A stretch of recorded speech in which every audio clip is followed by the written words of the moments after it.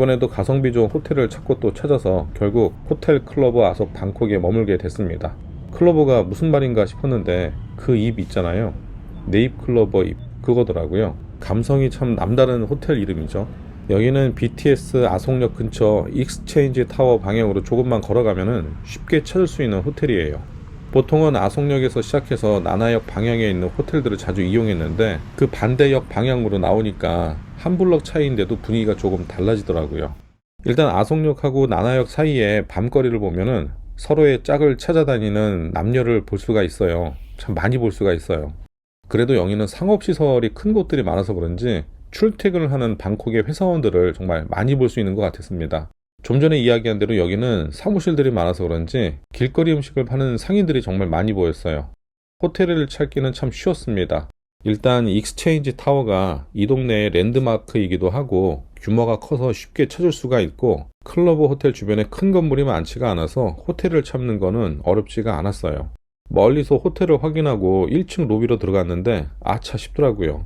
로비라고 하기에는 민망스러운 공간이 하나가 있었는데 그냥 거기가 로비였었어요. 정말 설마 했는데 여기는 제가 예약을 했거든요. 괜히 이번 여행을 같이 한 동생한테 좀 미안해지더라고요. 그냥 전날 묵었었던 그랜드 센터포인트 호텔에 있을 걸이라는 생각이 좀 들었습니다. 괜히 다른 호텔 가자고 꼬셔서 데리고 나왔는데 로비부터 이런 모습이었던 거죠.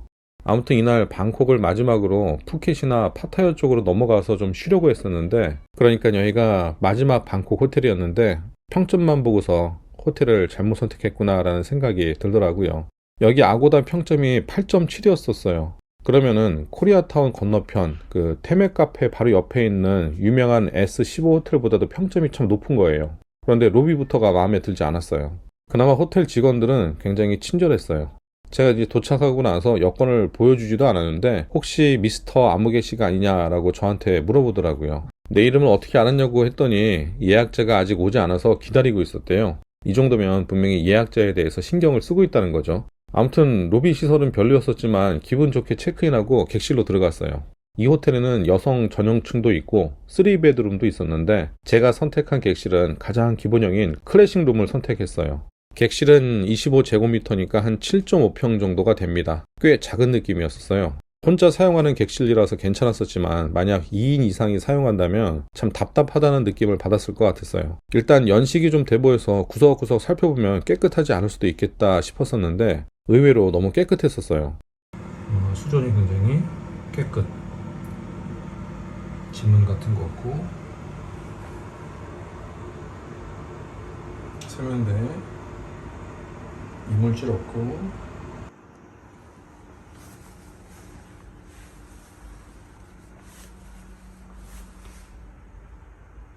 나름 호캉스를 많이 즐기는 제 입장에선 호텔이 약간 촌스러웠었지만 청소 상태로만 보면 흠잡을 데가 없어 보여서 좀 마음에 들었습니다. 호텔 디자인은 그냥 그런데도 불구하고 아고다 평점 8.7점은 괜히 받은 게 아니었었어요. 직원들도 투숙객들한테 굉장히 친절하고 관리 상태도 굉장히 좋았습니다.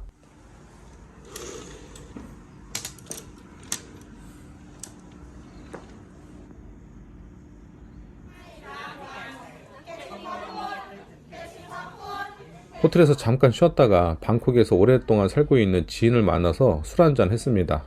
예전에는 태국의 더위 속에서도 열심히 골프 치고 오후에는 방콕에 사는 형님이랑 술도 한잔씩 하고 그랬는데 이젠 그것도 좀 힘들고 귀찮아지네요. 아무튼 저녁에 켄신이라는 이자카야도 갔었고 나름 괜찮은 와인바에도 갔었는데 술값이 그냥 우리나라하고 같더라고요. 이 술집에 갔을 때 보니까 관광객들보다는 현지인들이 정말 많았었는데 다들 좋은 직장 다니는 방콕 사람들이었었나 봐요. 제가 알기로는 태국 사람들의 성향이 좀 조용하고 남들한테 피해주지 않기 위해서 굉장히 조심스럽게 대화를 한다고 알고 있었는데 이런 술집에서는 예외인가 봅니다. 젊은 방콕 사람들이 꽤나 왁자지껄 하더라고요. 오랜만에 방콕 형님을 만나서 좋은 시간을 보내고 호텔로 돌아왔습니다. 사실 딱 한 잔이 아쉬웠었는데 또 밖에 나가서 마시긴 좀 그렇고 호텔로 돌아가서 호텔 바에서 동생하고 한 잔 더 하기로 했어요.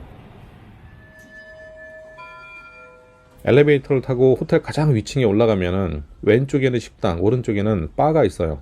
루프탑 바에 올라가자마자 마음에 들더라고요. 일단 엘리베이터 문이 열리자마자 제가 어렸을 때 많이 듣고 좋아했었던 건스 앤 로지스 음악이 흘러나오고 있었는데 일단 그거부터가 마음에 들기 시작을 했었어요.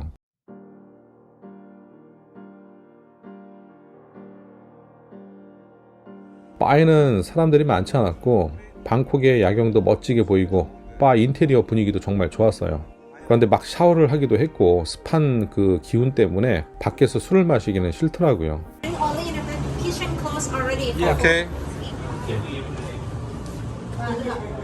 여기도 되게 좋다. Can I?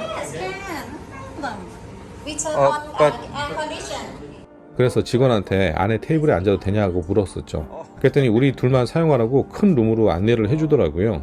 거기 분위기가 정말 좋았었어요. 이 공간이 이 호텔의 가장 큰 매력 포인트였었어요. 사실 룸 차지가 따로 들어가거나 하지는 않더라고요. 이 루프탑 바에서 일하는 직원들도 참 친절했었어요. 아무리 말이 잘 안 통해도 느껴지는 그런 게 있잖아요.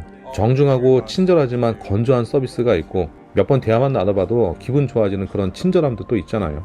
여기가 그런 느낌이었었어요. 그래서 대단치 않은 호텔 컨디션인데도 평점이 높은 이유는 아마 이런 점 때문이지 않나 생각이 됩니다.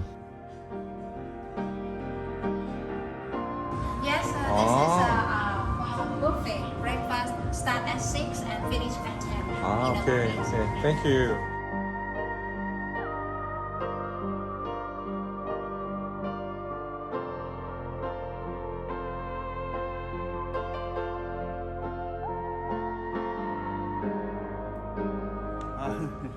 아침 식사를 하려고 다시 호텔 가장 위층으로 왔습니다. 아침에 이 큰 창을 통해서 햇빛이 들어오는데 그 분위기가 정말 좋더라고요.